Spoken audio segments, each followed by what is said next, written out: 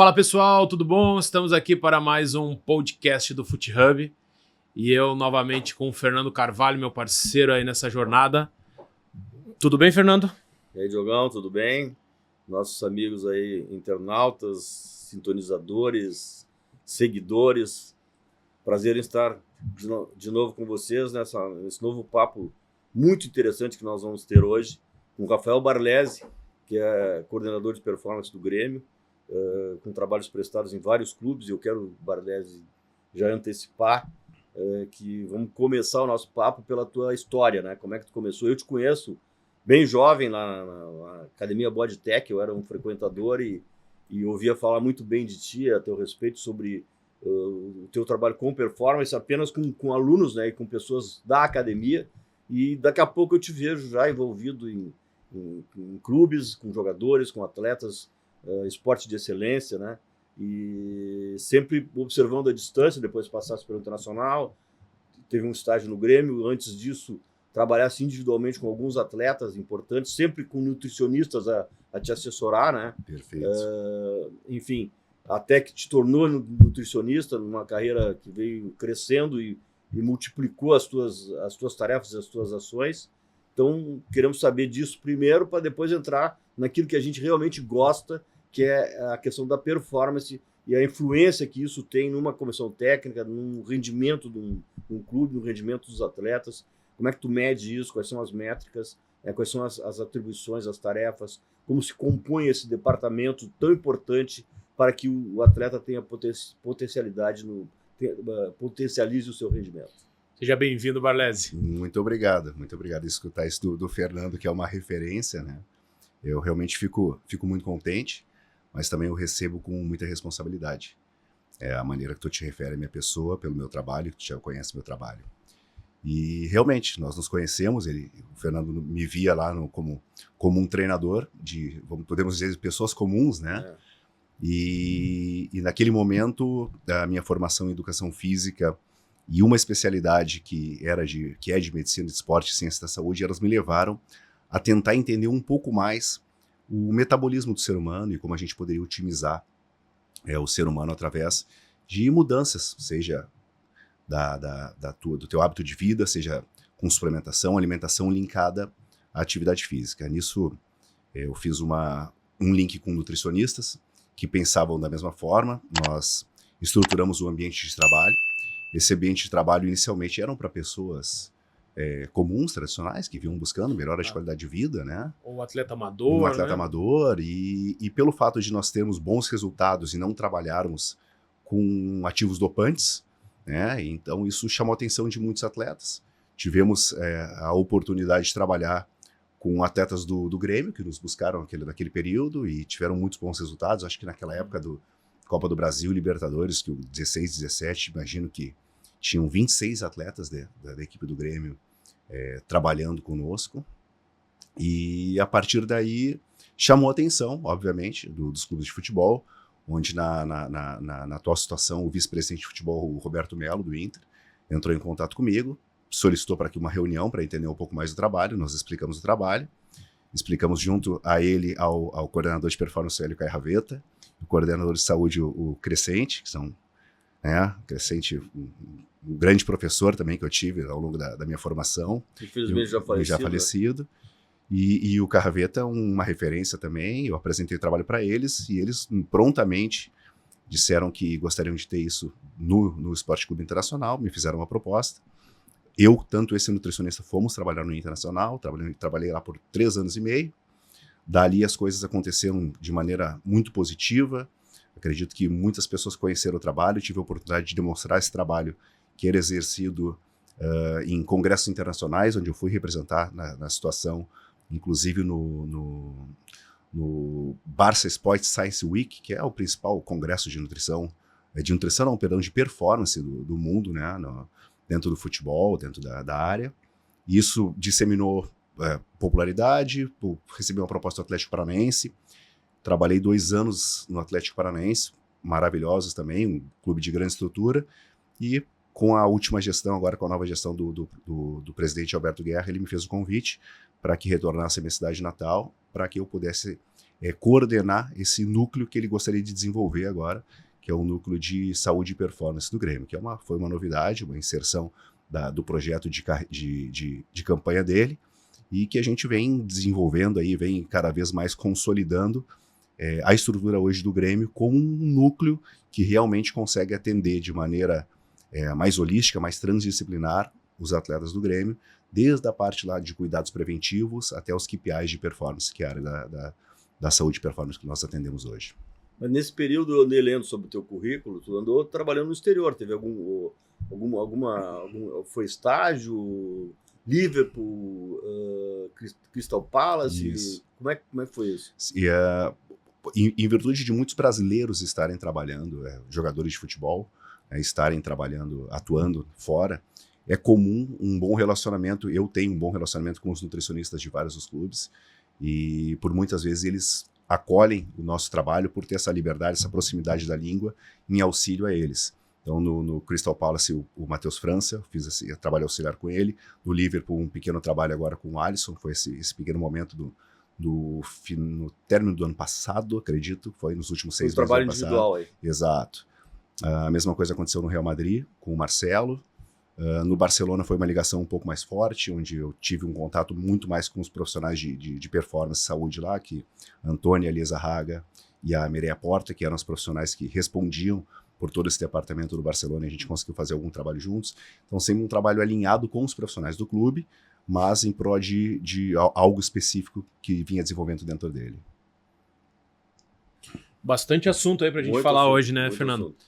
Então, o Baresi comentou um pouquinho a sua trajetória, como ele se preparou para esse momento, mas queria que tu falasse um pouquinho mais das estruturas, assim, né? Porque a gente vê que vem evoluindo demais essa área de performance e saúde dentro dos clubes. Inclusive, como a gente teve a primeira edição do curso aqui de executivo, a gente tinha uma tecnologia, hoje a gente já vê que tem muito mais ferramentas, mais profissionais dentro do departamento. Eu queria que tu fizesse um pouquinho dessa linha do tempo, né? De tudo que tu foi vivendo e foi vendo que foram...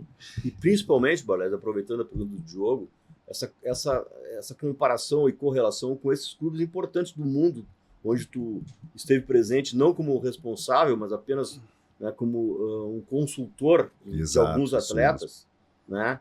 E comparar o que tu aprendeu lá, o que tu deixou lá de lição para eles, que isso é importante para nós, né, sabermos. Esse núcleo, né, essa percepção de importância da saúde e da performance, ela vem crescendo muito e é algo que nós estamos trazendo da Europa. Então, sem dúvida, começou muito antes esse movimento na Europa. Se a gente fizer um retroativo aqui há muitos anos atrás, não tão pouco quanto eu comecei, mas antes, o núcleo de saúde e performance do clube era basicamente um médico, um massoterapeuta e o preparador físico, né? E eles que absorviam tudo no clube. E o massagista, né? É a minha iniciação no futebol. Tanto que quando eu comecei na categoria de base do Inter, eu tinha um preparador físico, um auxiliar técnico, o técnico e o massoterapeuta. Né? E o fisioterapeuta era amplo, era geral, né? Que atendia lá numa salinha todas as categorias. Né? Então a gente percebe o quanto está sendo valorizado e quanto está se dando importância desses profissionais que antes eram profissionais raros dentro do espaço de futebol. A gente começa a perceber o quão importante é e o quanto eles estão fazendo a diferença justamente no dia a dia do atleta. E fazendo esse paralelo, e obviamente isso cresceu hoje, mais ou menos no meu guarda-chuva ali entre médicos, fisioterapeutas, massoterapeutas, fisiologistas, nutricionistas e preparadores físicos, nós temos 25 profissionais. Então, o que saiu daquele médico, daquele preparador físico e do massagista, hoje já é um grupo de profissionais muito capacitados, né? Isso não só no Grêmio, isso em qualquer clube de futebol de Série A, e que desempenham um papel muito importante. E quando a gente tem essa relação com o pessoal de clubes europeus, é bastante interessante porque nós vivendo no Brasil, nós temos muito o que absorver a nível científico deles. Por que eu digo isso? Porque, por incrível que pareça, a América do Sul é o continente que menos exporta material científico de futebol quando comparado aos outros continentes. Então, realmente, nós produzimos muito pouco. Até uma das metas do nosso departamento é cada vez aumentar mais a produção científica. Ano passado já tivemos uma produção científica e esse ano teremos outras. Mas o que eu quero dizer é que no momento da prática, quando nós conversamos com as pessoas da Europa, eles valorizam muito o profissional do Brasil. E por que isso? Porque eles sabem do calendário que a gente vive, eles sabem do número de viagens que a gente tem, eles sabem que nós tentamos fazer quase que o impossível para recuperar um atleta e para deixar ele disponível com, por muitas vezes, um grupo de jogadores menor, e que o nosso calendário ele é muito mais extenuante que o deles. Então eles valorizam muito o nosso trabalho, trocam muitas informações. Menos recursos, né, verdade? Menos recursos por muitas vezes. A gente vivenciou isso, desculpa te cortar, mas eu e o Fernando, a gente estava visitando o Palmeiras e o Abel Ferreira falou exatamente isso, assim, quanto era valorizado o profissional brasileiro justamente por todas essas características. Na Europa tem muito especialista, né? Então ele fica muito centrado naquele modelo ali, e qualquer coisa que sai fora ali já não é mais com ele, é com outro departamento. E aqui no Brasil o profissional tem que ter um repertório, né, uma experiência muito maior para resolver esses problemas. Exatamente, a gente vem aprendendo muito. É interessante essa troca de experiência com esses profissionais, porque sempre que a gente se põe à disposição com eles para que a gente possa aprender um pouco mais, nós recebemos essa resposta também. Não, nós admiramos vocês aí pelo trabalho que vocês vêm desenvolvendo, justamente por todos esses fatores. Então, é importante sempre enaltecer o profissional de saúde e performance que trabalha no Brasil hoje, porque realmente é um trabalho duro, é um trabalho com muita pressão, a gente sabe disso, para deixar os atletas sempre à disposição, e que vem sendo um trabalho dentro das condições normais de excelência que todos os profissionais vêm fazendo. E mais ainda, né? É uma conscientização, principalmente de quem dirige. Hoje o futebol brasileiro ele tá num momento de grande transição, de associação para corporação. E associações organizadas, como é o caso do Grêmio, como é o caso do Inter, como é o caso do Atlético Paranaense, que já é corporação, né? O Fortaleza, que passou de associação para corporação.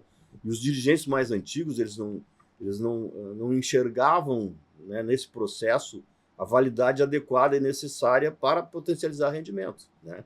Então, hoje, essa área de atuação que tu estás tendo, ela é valorizada, mas valorizada gradativamente. Não é todo mundo que valoriza ainda, infelizmente. Exato, né? exato. Então, no momento que isso ficar cristalizado, o Palmeiras foi um dos primeiros clubes que valorizou, o Atlético Paranaense, se estivesse lá no Atlético Paranaense, que é uma escola, né? O Flamengo e agora os demais clubes. O Rogério Ceni levou essa ideia para o Fortaleza. O São Paulo ficou um pouco para trás, né, num determinado momento, agora já começa a se equiparar a esses outros clubes. Enfim, é uma tendência forte que essa tua área de atuação passe a ser muito valorizada e cada vez mais incentivada dentro dos clubes, exatamente porque, né, traz ao jogador um rendimento maior do que ele teria normalmente. Exato, é uma área que acaba se relacionando com todas as esferas, né? Então a gente pode tentar fazer uma correlação de reciprocidade, de entrega de resultados para todas as esferas. Se nós falarmos, por exemplo, na questão de uma SAF, de um CEO, a nossa perspectiva é que nós deixamos menos dias o atleta parado. Um atleta parado, existem estudos, cada clube pode fazer o seu cálculo dentro do salário do atleta, o quanto custaria um atleta parado. Então, um atleta caro para o clube, para a parte financeira, não é aquele atleta que tem uma boa remuneração, e sim aquele atleta que é remunerado e ao mesmo tempo não está disponível. Quando nós falamos com os jogadores, a gente quer atender o jogador, nós trabalhamos também para ele porque nós tentamos dar longevidade na carreira dele. Longevidade na carreira dele também significa um agrado àquela parte, àquela parcela que nós estamos trabalhando. Se nós pensarmos também na questão institucional, com esses atletas todos performando cada vez mais, nós estamos entregando um maior número de atletas para que o clube possa talvez negociar e vender. Então é um departamento que se comunica desde a parte de, podemos dizer assim, a parte do CEO, a parte financeira, a parte dos atletas, a parte técnica para entregar mais atletas disponíveis com os melhores KPIs. Então é um departamento que é uma base para que ele consiga entregar e aprontar resultados a todas as áreas. Então, acredito que cada vez mais vai ser valorizado e precisa ser. Imagino que ainda não é como deveria, mas também a gente tem que valorizar porque também evoluiu muito, né? E a tendência é essa, a tendência é os clubes cada vez mais valorizando essa questão de estrutura empresarial, entenderem a importância desses profissionais dentro do clube. E para a gente fazer um desenho dessa estrutura hoje, Barlesi, aonde que está alocado ali no organograma a caixinha da Performance Saúde, para quem se reporta, quem está abaixo, e como é que tu imagina que seria a estrutura ideal, assim? Hoje tu tem uma estrutura que tu está montando no Grêmio, né? Mas como é que tu imagina que seria a estrutura ideal conforme a tua experiência? Teu questionamento é ótimo, porque por vezes as pessoas podem imaginar que estar há 2 anos no clube para iniciar essa estrutura toda parece muito tempo. Mas como é um estilo de trabalho que necessita uma estrutura, um modelo pedagógico, equipamentos, as pessoas corretas para que se entregue, isso está sendo construído aos poucos. Hoje, no organograma do clube, eu me reporto diretamente ao executivo de futebol, que é o Luiz Wagner Vivian. Abaixo de mim tem toda essa estrutura de todos os profissionais que são ligados à saúde e performance do clube, que a gente poderia dizer que vai do médico, como eu expliquei antes, né, do médico ao preparador físico. E essa estrutura, inicialmente, para startar ela, eu gosto de trabalhar de um modelo transdisciplinar, até para a pessoa que está escutando o nosso podcast, ouvindo. O que é um modelo transdisciplinar? É um modelo onde nós tentamos colocar todas as especialidades na mesma hierarquia, conversando entre si, tomando as decisões, obviamente com a responsabilidade técnica. O médico ele tem responsabilidade sobre os medicamentos, nutrição sobre alimento, mas em diálogo constante, para qual todas as ações sejam voltadas a um único espectro, que é o atleta. No entanto, existem outros departamentos, outros profissionais, outros gestores de núcleo de saúde e performance que podem preferir trabalhar de forma diferente. Eu acredito que quando se iniciou esse processo no Grêmio, há 2 anos e meio atrás, era uma estrutura muito mais multidisciplinar, que nós vínhamos conversando. O que é uma estrutura multidisciplinar? São os núcleos de especialidades, porém eles sabem que o outro existe, porém cada um tem a sua responsabilidade e não necessariamente há comunicação entre um e outro. Depende muito do elo do gestor de buscar toda essa comunicação. Exato. E fazer a engrenagem acontecer. Exatamente. A gente pode fazer um paralelo do modelo multidisciplinar bem claro, para que fique bem didático. Eu sou um atleta amador, então eu tenho um nutricionista, eu tenho um preparador físico, eu tenho um fisioterapeuta, eu contrato, um num clube, outro no consultório, mas eles não se comunicam muito bem. No momento que eu dou o telefone de um para o outro e eles começam a se comunicar para começar a me atender melhor, a gente já muda para um modelo interdisciplinar. Ou seja, eles sabem que existem, eles não têm reuniões frequentes, eles não trabalham de uma maneira holística sobre mim, mas eles estão se trocando informações sobre o meu tratamento. E aí nós vamos colocar todos esses numa sala, como nós estamos aqui, para dialogar sobre o meu problema. Para desenhar um planejamento, para desenhar um diagnóstico, né, um plano de ação específico. Esse é o modelo transdisciplinar. É esse que eu acredito que seja o melhor. Então nós transitamos... Quando todos têm as informações integrais ao mesmo tempo. Exatamente. E aí, para somar tudo isso, hoje, além dessas pessoas, nós temos um analista de dados só da saúde e performance, que compila todos esses dados e que diariamente apresenta para a gente. Qual é a formação desse analista? Ele é formado em administração e ele está fazendo agora educação física. Então, aí é mais uma profissão que se abre dentro do vestiário. Então, cada vez que a gente convida alguém aqui para falar, a gente vai falando das novas profissões dentro do departamento. No teu departamento hoje, claro que ele está em constante evolução. E o dia a dia, a necessidade vai te fazer abrir outras janelas, né, e outras caixinhas para te colocar pessoas. Perfeito.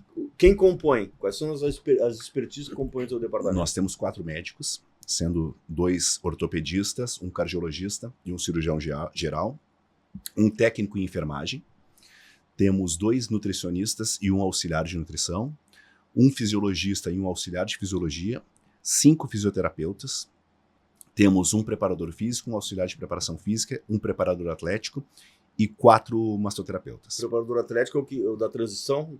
Isso, ele está responsável por essa questão de transição. Nós mudamos um pouquinho com essa visão holística. O preparador atlético ele já começa a trabalhar na fase 2. A fase de reabilitação de um atleta normalmente é dividida em 6 a 5 fases, dependendo do núcleo. Mas a fase 1 é aquela fase mais clínica, a fase 2 é aquele momento em que ele já começa a fazer algum exercício, a 3 ele ganha força, funcionalidade, a 4 ele já está no campo. Para fazer a 5, que são as ações mais intensas, e a 6 já está de volta na equipe.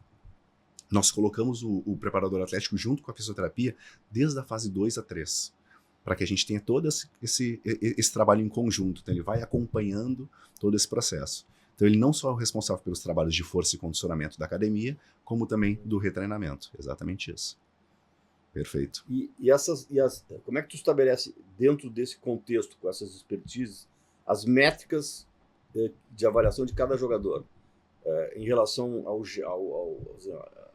tem uma métrica geral, tu tem uma métrica do teu time, tu tem uma métrica dos teus jogadores, mais de uma aferição, ou Perfeito. Vou te responder com uma pergunta. Tu refere à prontidão dele, de como ele está disponível para o treinador? Como ele está disponível e o que ele tem que níveis ele tem que chegar para ser competitivo, para ser usado pelo treinador. Perfeito. Essa métrica é a mais importante para mim. Eu que sou muito competitivo, eu gosto sempre de saber como é que o jogador está, entendeu? Se ele está correndo o suficiente, o que ele treinou, o que ele deixou de treinar, né? Porque hoje o jogador não engana mais. Sim. Hoje tu sabe o né? Hoje jogadores antigos que davam aquele miguezinho, não treinavam, não corriam, ficavam se poupando no jogo ou no treino, hoje não dá mais. Hoje a não ser que tu aceite, né, que ele seja assim, sim, ele não vai poder estar ali, porque tu vai saber que ele não correu, que ele não atingiu os níveis, que a carga dele é muito inferior à que era necessária. Né? E no outro extremo a mesma coisa, né? Quando ele vai fadigar, quando ele vai estar mais propenso à lesão, vai ter que isso. Então tu consegue hoje mensurar muito mais tanto a carga que ele está tendo quanto no máximo e no mínimo. Completamente. Dentro dessa esfera, Fernando, é bastante interessante valorizar esse profissional da análise dos dados que nós temos.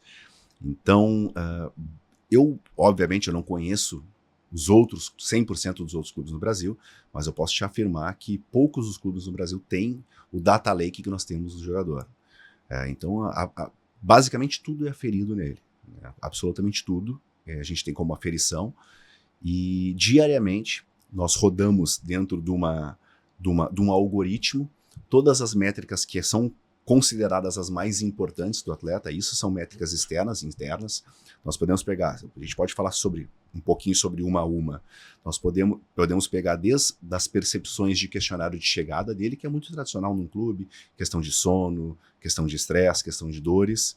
Ele responde sobre isso, até as questões de médias ponderadas em cima daquilo que ele vem fazendo na última semana comparado aos últimos 28 dias, seus desvios padrões, como as suas variações de peso, massa magra, percepção de cansaço, congestionamento dos jogos.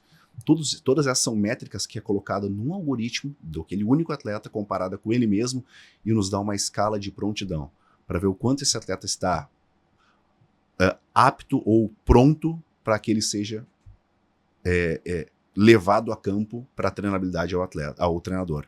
E todos os dias isso é passado a ele. Então ele tem uma escala de 0 a 100, onde quando começa a diminuir aquela escala, nós identificamos qual desses fatores, que são 20 fatores, estão em desequilíbrio, para ou tomar uma atitude prévia para que ele chegue no jogo com um percentual de prontidão melhor, ou para que o próprio preparador físico tem alguma intervenção a isso. Porque uma das intervenções, no caso, a gente chama de vacina, né?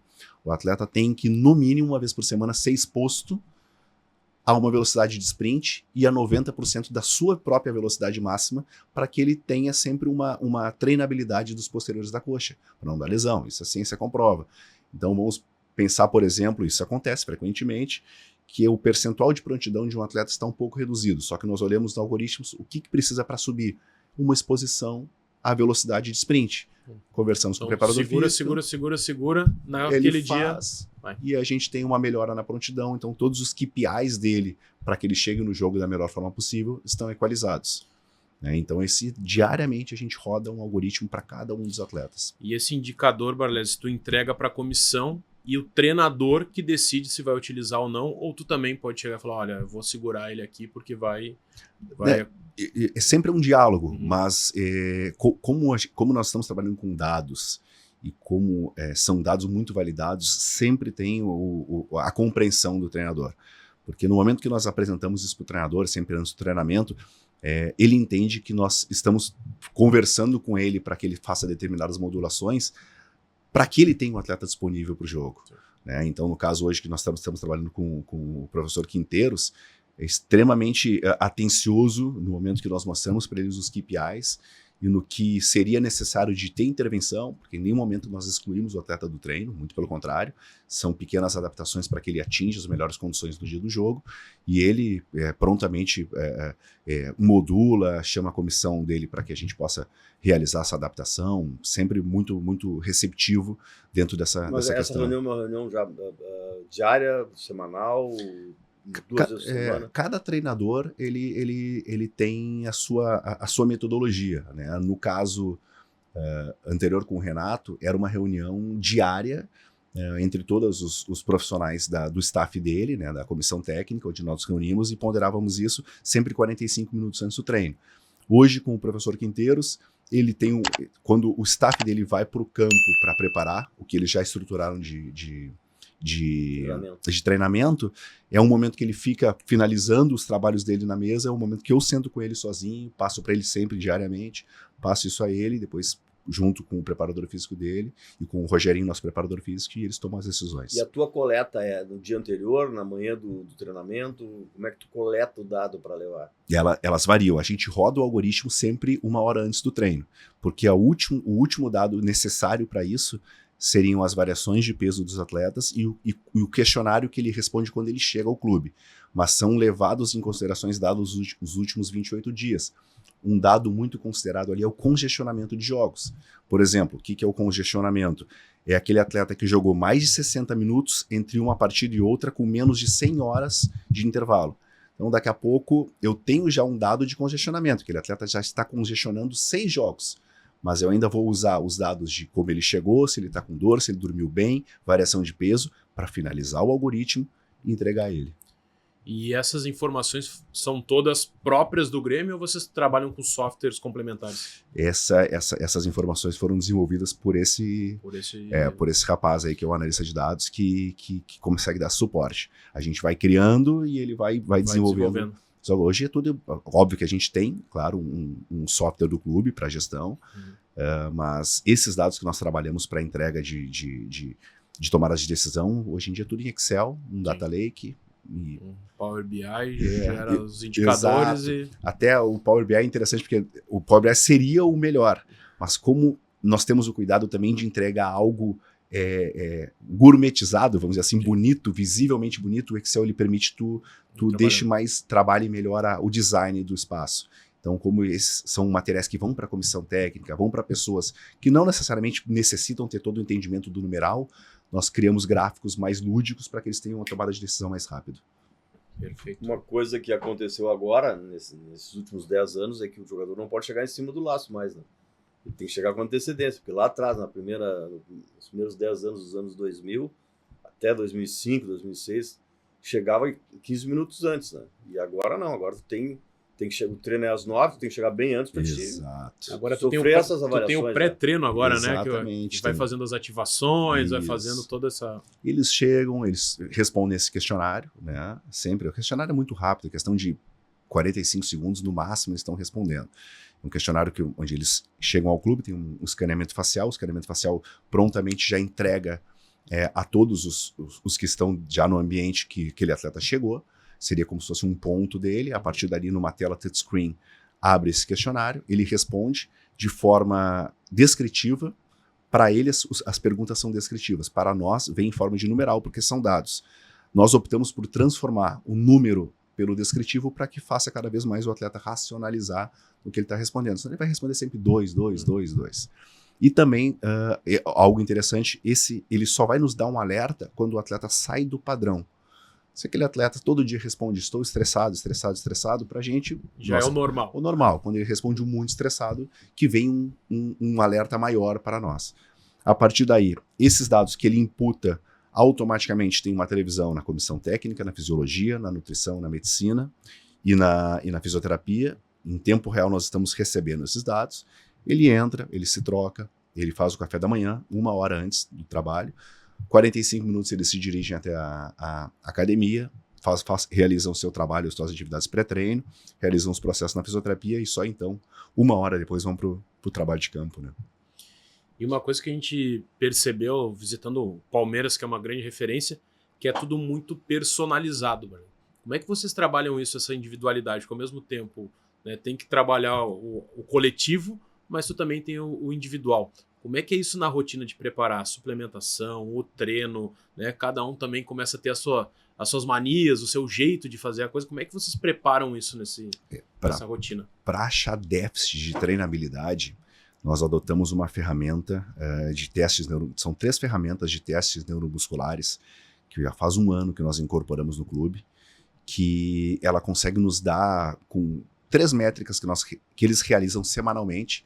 Então eles entram em uma sala da fisiologia, eles fazem, é uma plataforma que aparentemente é uma plataforma simples de força, onde eles realizam um salto de contramovimento. Ali já nos dão muitas métricas de trabalho. Saindo dessa plataforma, eles fazem um trabalho de squeeze test, que é um apertamento dos adutores e um afastamento dos abdutores para ver essa força neuromuscular, e depois a mesma coisa para posteriores de coxa. Esses pequenos testes realizados semanalmente, eles nos dão muitos balizadores para que a gente vá individualizando o trabalho ao longo da semana. Então, a grande dificuldade que tu falaste é exatamente essa, como o menos pode ser o mais. Então, a gente sabe que o atleta ele não quer ficar realizando testes toda hora, mas ao mesmo tempo nós precisamos individualizar o máximo possível para extrair o melhor deles. Então, esse recurso que nós encontramos, que é um material que o mundo inteiro usa, ele consegue nos dar um feedback muito rápido, em tempo real, onde o próprio atleta se desafia, eles gostam de ver as métricas deles, e automaticamente nós já conseguimos pegar pequenos déficits, desde uma rigidez demasiada no tornozelo, até uma redução da força muscular naquela semana, para que a gente possa realizar pequenas adaptações. Tu tá construindo no Grêmio agora o teu ambiente ideal, com as ferramentas ideais, né, que a cada ano, a cada mês ou a cada semestre vão sendo acrescentadas. Comparando o que tu tem hoje no Brasil, não só no Grêmio, passou pelo Atlético Paranaense também, pelo Inter, com o que tu vivenciou no exterior. Tu chegasse a ter uma convivência no Liverpool, no Barcelona. No Barcelona não, né? No Barcelona. Sim, também no Barcelona. Acho que acredito que os mais tive vivência, assim, de poder experienciar o clube foi Real Madrid e Barcelona. Sim, que são dois clubes altamente informatizados e altamente dotados das ferramentas mais modernas que existem. O que falta ainda? Tem alguma coisa que está faltando? Tem alguma coisa que nós não fizemos aqui, que a gente teria que fazer, que seria bom fazer, ou que teríamos que compreender melhor o nosso público-alvo, que é o nosso atleta, teria que compreender melhor para a gente trazer, ou a gente está muito próximo dessa necessidade, dessa realidade? A pergunta é ótima, Fernando, porque a primeira coisa que me vem na cabeça, eu tive a oportunidade de vivenciar um pouquinho o dia a dia desses clubes. A primeira coisa que me vem na cabeça é a grande diferença de metodologia dos dois. Eu percebi um ambiente muito mais, eu não sei se a palavra é paternalista ou maternalista, mas um cuidado muito mais holístico no atleta, que era o Barcelona naquela época. A gente nunca sabe o que mudou. Foi a época? Foi a época de 2018 e 2019. Quem era o treinador? Ixi, me pegou agora. Agora me pegou. Não vou lembrar agora quem era. Eu normalmente 18, saberia, mas 19, o Barcelona trocou muito de treinador, né? Eu não vou lembrar quem era o treinador. William, quem era o treinador do Barcelona nessa época? Ajuda a gente. Não vou lembrar. E depois de 18, 19 Barcelona, e aí 19 e 20 do Real Madrid, eu acho que foi isso aí, 20 foi aquele último, eu lembro que iniciou bem naquele último ano que eles foram os vencedores da Champions. Todo ano. Não, que tava o Zidane, que tava o Cristiano Ronaldo. Eu acho que em 2020 por ano foi horrível. Então, foi esse, eu lembro que iniciou 2 semanas antes, eles tinham, que eu fui a primeira vez lá, assim, mais a fundo, foi quando eles estavam preparando para a final. Então esse eu lembro bem, porque daí, né, por causa dessa parte icônica, assim. E aí era completamente diferente. Era algo muito mais empresarial, profissional. Eu percebi que eles tinham toda a estrutura, mas o atleta, ele tinha só a responsabilidade de performar. Ele tinha que performar, e se não performasse... Tem uma outra coisa lá, tu me corrige se eu estiver errado, principalmente com jogadores brasileiros, que aqui não tem tanto, que é tu levar o profissional de fora. Sim, né? sim. No caso do Alisson, sim. Ele leva, por exemplo, o Maureen. O Maureen, tá isso. Sempre lá, né? E quando lesionou, ele veio agora, no final do ano, tratar aqui com o Maureen também, exatamente. Né? Tu foi para lá para cuidar do Alisson. E assim, outros, né? O Matheus França, que é da Life Pro, e o Martin tem a ver, o meu filho Martin, tem a ver com essa operação. Eu sei que foi ele que te sugeriu. está no Crystal Palace, que é um clube que não é protagonista, mas também é muito organizado, né? Exato. Como é que isso funciona lá? É aceito tranquilamente pelos dirigentes? Isso vai muito também acredito, do critério do departamento, né? Aí eu vou te passar uma opinião, assim, completamente pessoal, mas também é um cuidado que nós temos com o atleta. Na minha opinião, sempre que o atleta me procura e me fala que vai realizar algum trabalho externo, eu comento justamente em relação ao calendário brasileiro. Então, sempre que um atleta busca um profissional para recuperação, como um fisioterapeuta, um nutricionista, um cuidado a mais, para que ele faça o complemento dos treinamentos, eu acho muito válido. No cenário brasileiro, um treinamento extra, na minha opinião, hoje, em virtude da demanda do calendário, do número de viagens, corremos o risco de sobrecarregar os atletas. Então, o que eu fico ainda em xeque seria o quanto a treinabilidade externa pode realmente beneficiar em virtude dos atletas brasileiros estarem realmente extenuados. Agora, ter um profissional da fisioterapia para recuperação, um nutricionista particular, isso eu acho incrível porque só mostra o profissionalismo do atleta. Me coloco em questionamento ainda sobre o treinamento. Isso ainda fica um pouco... Porque o nosso grande problema hoje no Brasil é recuperar atletas, na verdade, né? Recuperação, é jogo. Então o nosso foco basicamente é esse. É prevenir e recuperar. Prevenir e recuperar. Exatamente. Hoje o departamento médico que está cheio que antigamente era uma situação criticável, hoje é elogiável, porque hoje ele está cheio mais na prevenção do que na recuperação. Antigamente o chinelinho, né? O jogador de chinelinho estava... fugindo do jogo, estava sempre em recuperação. Hoje é ao contrário, hoje ele está lá prevendo uma futura lesão, é diferente. Eles entenderam, acho que o atleta ele começa a entender, quando ele faz esses trabalhos preventivos, que existem os 2 KPIs hoje validados na ciência, dizendo assim, isso é um risco de lesão. Infelizmente nós, como departamento, como pessoas, não podemos mudar. O que a literatura é fatídica em explicar? Lesões pregressas e idade cronológica são os principais fatores de risco de lesão do atleta. Ou seja, o que são as lesões pregressas? Todas aquelas lesões que o atleta já teve na carreira. Porque, obviamente, aquele tecido muscular ele não tem mais a mesma contratibilidade, ele já não tem o mesmo tecido para que a gente possa ter o reforço muscular e tensão. Então, aquele atleta que já teve muitas lesões naquela musculatura, possivelmente pode ter outras. E outro é a idade cronológica. Pois bem, o que nós usamos como metodologia do lado do departamento? E acredito que vários outros do Brasil usam também. Se uma vez nós não podemos influenciar na idade cronológica do atleta, nós podemos pensar o que é a idade cronológica do atleta influencia para que ele tenha mais risco de lesão. Com o passar do tempo, ele perde massa muscular, ele perde potência, ele perde mobilidade, ele ganha gordura, ele perde a capacidade de desenvolvimento de força. Então, tudo isso são critérios de declínio físico pela cronologia. Pois bem, se nas atividades pré-treino e com uma boa alimentação e com um bom sono nós pudermos atenuar isso, ou até mesmo inverter isso, fazer com que ele ganhe força, melhore a composição corporal, ganhe mobilidade com trabalhos, nós não estamos revertendo a idade cronológica, mas a gente está impactando na idade biológica dele, que nós temos aí como exemplo o Cristiano Ronaldo, um atleta com uma idade cronológica longa, mas com uma idade, podemos dizer, biológica de um atleta jovem, por isso que ele não tem lesão. Então, todos os trabalhos preventivos de cuidado do nosso departamento, que é externo, ele talvez foque muito nisso, nessas premissas de melhorar a idade biológica do atleta para que ele tenha mais longevidade na carreira. Acredito que esse é o grande impacto que a gente tem. Mas, Barlese, eu acabei te interrompendo quando eu estava respondendo aquela pergunta anterior sobre o que tem lá e o que não tem aqui. Não chegou a concluir a tua resposta, não sei se teria mais alguma coisa a falar sobre isso. A tecnologia que eles têm disponível, né, sem dúvida, ela chega cedo, ela é mais barata para que eles tenham, então eles têm recursos melhores. Né? Isso a nível de tecnologia, de vamos dizer assim, processos avaliativos, maquinários de treinamento, até o número a distância em viagens também é reduzida, algo que impacta muito também.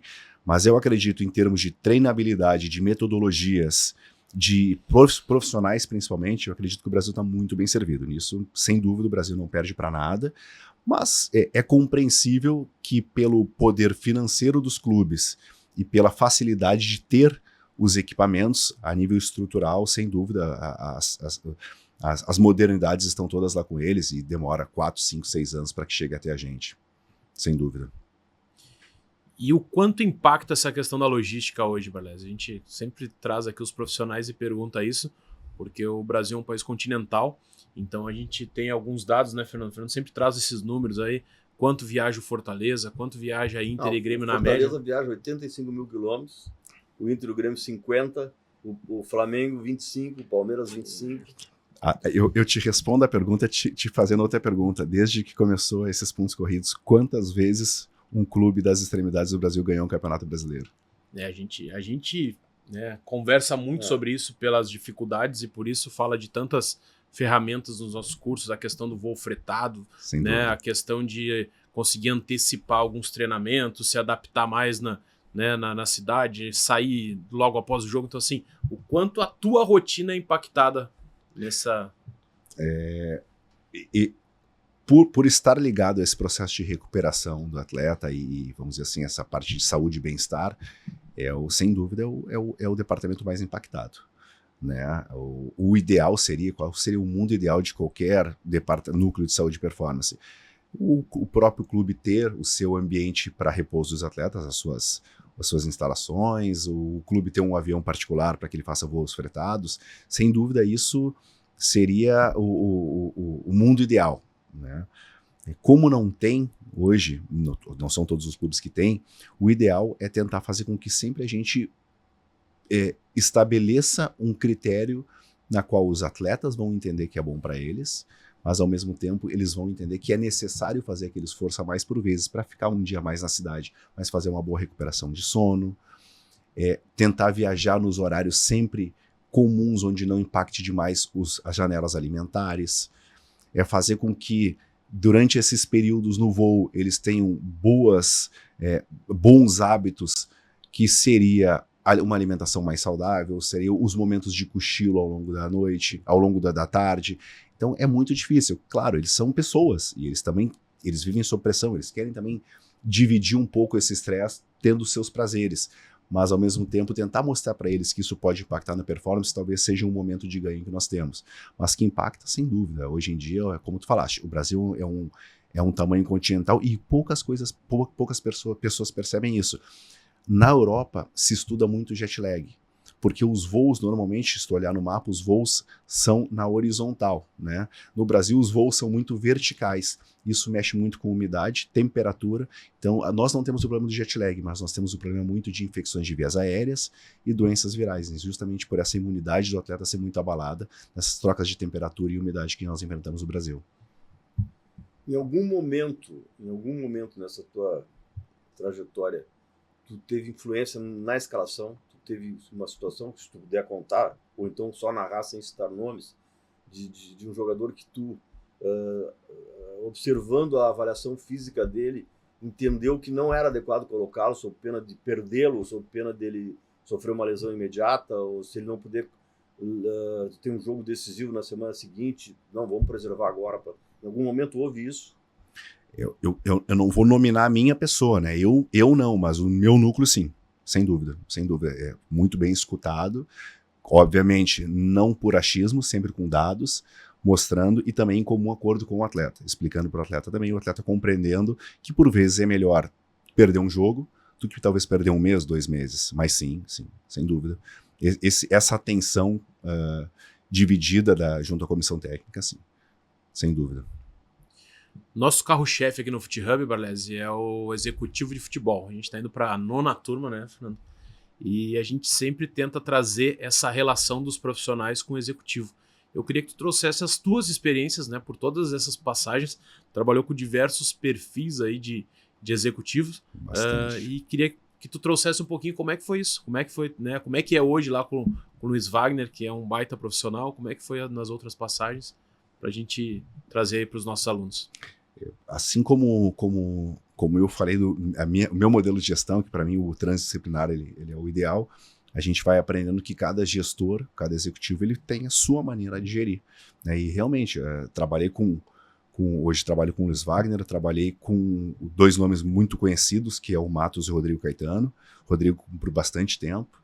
Trabalhei com o William Thomas, que né, saiu do Grêmio ali também, e é uma referência justamente por valorizar muito essa área da saúde e performance também, um profissional que eu acho incrível, foi ele que me levou para o Atlético Paranaense. O Jorge Macedo, trabalhei com o Jorge também. Então, o que eu percebo é que são profissionais, cada um com o seu estilo e metodologia de conduzir uma grande equipe. Perfeito.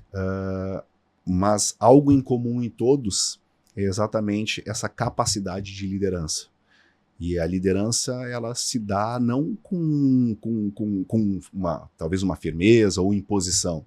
Acredito que o líder, ele é aquela pessoa que é o farol, ele dá mais ou menos direcionamento para que todos os que estão abaixo dele possam potencializar o seu trabalho, né? Eu costumo falar assim, que a performance é igual ao teu potencial menos a interferência. Então, por muitas vezes, o fato dele retirar as interferências, eles retirarem as interferências que podem prejudicar a nossa performance, ela já faz com que o nosso potencial seja enaltecido. Então, eu acredito que todos esses profissionais, o que eu consigo pegar de referência de todos eles, são pessoas que conseguiram dar um direcionamento, uma facilidade de trabalho para que eu pudesse executar o trabalho que necessita o clube, né? E na prática, na rotina, como é que funciona? Tem reuniões fixas, são de acordo com a necessidade? Como é que é essa relação no dia a dia? Mesma pergunta, mesma resposta, né? Cada um tem o seu estilo. Eu já participei com profissionais que tinham muito pouco contato, outros que tinham reuniões semanais, outros que têm a porta aberta da sala o tempo todo e tu entra para dialogar e explanar. E eu acredito, aí como alguém que está abaixo, que o mais importante é tu conseguir ter o acesso, conseguir ter o contato, conseguir explanar os teus benefícios, os teus prejuízos, a pessoa entender, se colocar no teu lugar, para que ela possa te auxiliar também, porque ele é um grande facilitador dos processos lá dentro, né? Então, o mais importante do recado que eu daria, né, como pessoa abaixo para os futuros executivos, é isso, de estar sempre aberto e estar sempre circulando ali, entendendo os profissionais que tu trabalha, porque eu acredito que o principal, a função dele conosco é facilitador de processos. Gestão de processos, gestão de pessoas, já ouvi isso em algumas aulas aí. Uma curiosidade agora, que tu pode revelar o nome ou não, né? Em algum momento, principalmente na tua atuação mais como um consultor de nutrição junto com o nutricionista que tu tinha na época, que, né, por ser na época um preparador físico que atentava para essa dualidade de exercício mais alimentação, teve algum profissional que, submetido ao teu trabalho, que conseguiu ter um rendimento muito melhor depois de um determinado período sob os teus cuidados? Tiveram, acredito que pelos frutos que eu colho até hoje, que as pessoas vêm procurando, indicando e conversando, muitos, mas um que eu guardo sem dúvida com carinho, né, no coração, assim, porque ele faz questão de falar para todos, e sempre quando eu encontro ele relembra das situações, é o próprio D'Alessandro, né? O Dali, quando eu conheci ele tinha 36 anos, eu entrei no Inter, acredito que nós estávamos na Série B, e ele tinha claramente falado assim, não, no final do ano eu me aposento. E no início ele brinca, ele conta essa história, que ele queria me matar no primeiro dia, e aí depois ele começou a aderir todos os processos de melhora de todos os processos internos de vida dele, e ele conseguiu um resultado físico fora do comum, jogou até os 41 anos, se eu não me engano, e conta para todos com orgulho isso, e para mim, obviamente, muito mais orgulho saber que uma pessoa tão importante assim reconhece meu trabalho. Então ele, para mim, eu acho que é o que eu tenho como assim, né? Quem tu pode falar que tu gostou de trabalhar, que teve esse trabalho com ele, foi muito bom. As informações que a gente tem, eu vou citar nomes que tu pode avançar ou não na análise, né? Maicon, Douglas, Sim. Luan, no Grêmio, antes mesmo de prestar trabalho no Inter. Antes mesmo de prestar serviço ao Inter e antes mesmo de prestar serviço ao Grêmio. Exato. Na época tu era um avulso, no caso. Exato.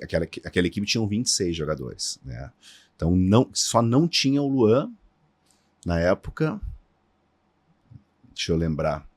Todos, Marcelo Groy, Ramiro, Michael, Cortez, Edilson, eram todos, na verdade, né? Eram 26 agora, só não lembro pelo número. Alguns pesadinhos, né? Exato. Algo bastante interessante daquele grupo ali é que eles eram muito unidos. Então, um que iniciava o processo, ajudava o outro, levava o outro, chamava o outro. Então, por isso que tinham os 26 ali. E eles seguiam, assim, uma rotina saudável, na qual, obviamente, foi só mais um catalisador para todo sucesso. Eu acredito que ele seja só um demonstrativo de quão unido era aquele grupo ali e de o porquê que, às vezes, eles colhem frutos tão positivos. Né? Seria mais um demonstrativo de o fato de eles estarem trabalhando até nesse ponto, todos juntos e se ajudando. Mas, assim, aquela equipe toda ali, se a gente parar para pensar, que eu não lembro, eu acredito que o Luan e o Kahneman naquela época só. Isso aí, de cabeça, assim. E Barlese, estamos nos encaminhando aí pro final. E aí eu queria aproveitar e pedir pro Barlese deixar uma dica para todos os nossos alunos e para nossa audiência que quer entrar no futebol, tem esse sonho e pergunta como é que eu faço, Barlese, para entrar, principalmente aí na tua área, digamos assim, quero atuar na área de saúde e performance. O que tu recomenda aí para essa galera? Eu acho que o principal que eu escutava muito antes de entrar no futebol era um meio muito fechado, que era um meio que já estava pré-estabelecido e que não era um meio aberto a novas tendências e novas tecnologias.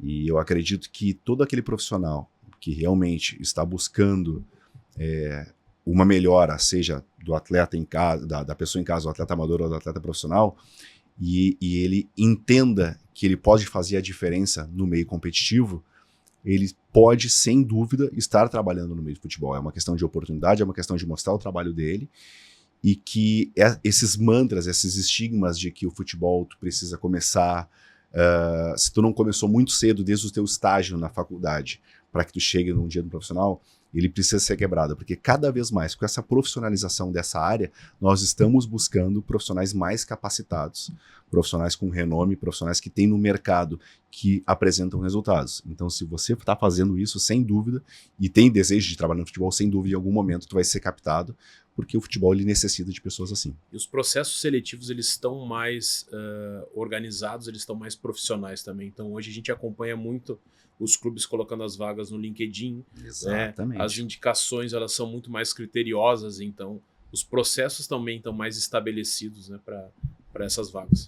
Exatamente, como tu falaste uma coisa que é muito verdade, né? Saiu do que indica e está indo para o profissionalismo, exatamente isso. Perfeito. E antigamente, eu que tenho uma vivência desde 82, tinha antigos médicos, que normalmente essa área era dominada por médicos, que sem criticá-los, né? Sem criticá-los, mas era uma coisa mais arrastada, assim, uma coisa mais comodista. Não, o novo não era tão bem-vindo, né? O novo era refutado. Não, vamos fazer o simples aqui, vamos fazer o que a gente tem. As coisas novas não eram muito consideradas com o risco de não dar certo, porque às vezes o novo não dá certo também, né? Sem dúvida. E hoje o que existe é que esses departamentos estão querendo o novo, estão querendo, né, a novidade, estão querendo arriscar, né, que poderá trazer muitos benefícios, como normalmente tem trazido. Exato. Nas várias áreas.